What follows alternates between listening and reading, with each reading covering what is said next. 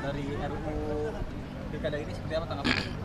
Jadi pertama putusan MK itu harus dikawal sampai tuntas dan dipastikan menjadi aturan yang berlaku untuk pilkada dalam jangka pendek ya, tanggal 27 November 2024 ini.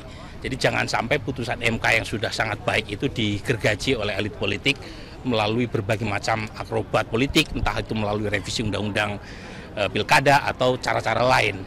Dan indikasi ke arah sana sudah sangat terang benderang. Balik DPR memproses revisi undang-undang pilkada secara kilat. Kita tahu ada banyak sekali RUU yang selama ini macet di DPR, tapi untuk kasus RUU pilkada yang kebetulan bertentangan dengan putusan MK itu mereka kejar secara kilat. Itu menunjukkan sekali lagi bahwa ada desain dari elit politik untuk mensabotase putusan MK, terutama yang berkaitan dengan penurunan barrier to entry, yang kedua berkaitan dengan batas usia.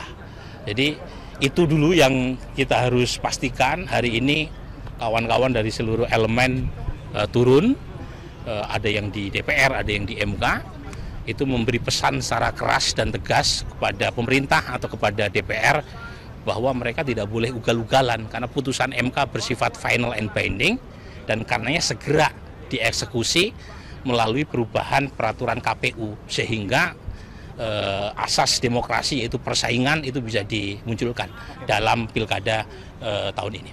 Kemudian kan ini kan dianulir yang putusan MK nomor 20 dan 70 yang kita soroti. Kemudian ini kan tentunya ada indikasi dugaan bahwa memang ada kepentingan dari pihak tertentu untuk mengusung salah satu calon. Ini tanggapan Anda seperti apa? Begini, kita coba mengembalikan pada norma yang semestinya ya.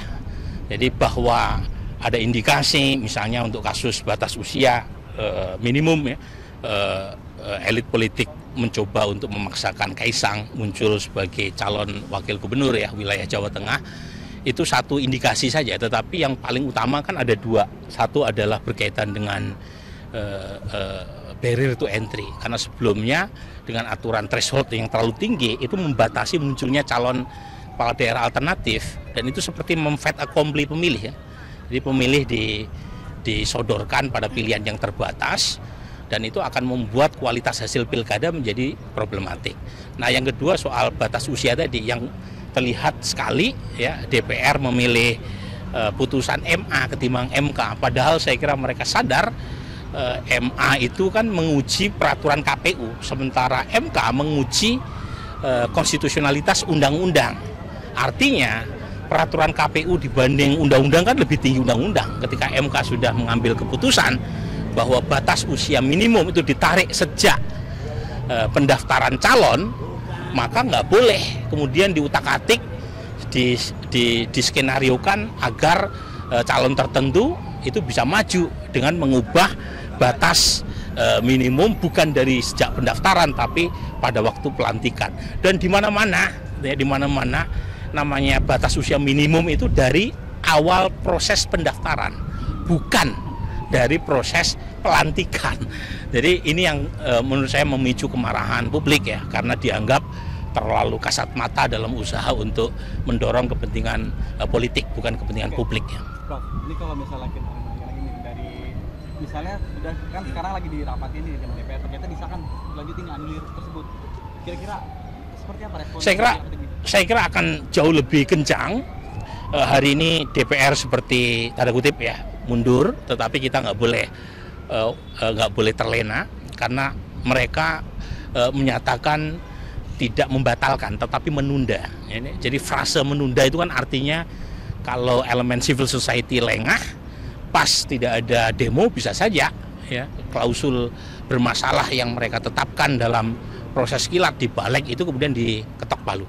Jadi tetapi setidaknya ada indikasi positif, mereka tidak memaksakan untuk mengesahkan hasil kolutif ya di sidang balik ya, minimal mereka menunda, dan saya kira kalangan civil society akan terus ya melanjutkan tuntutannya agar didengar oleh publik sehingga tidak ada upaya-upaya sistematik untuk menggergaji dan mensabotase putusan MK yang sudah sangat baik. Harapan demokrasi Indonesia ke depan?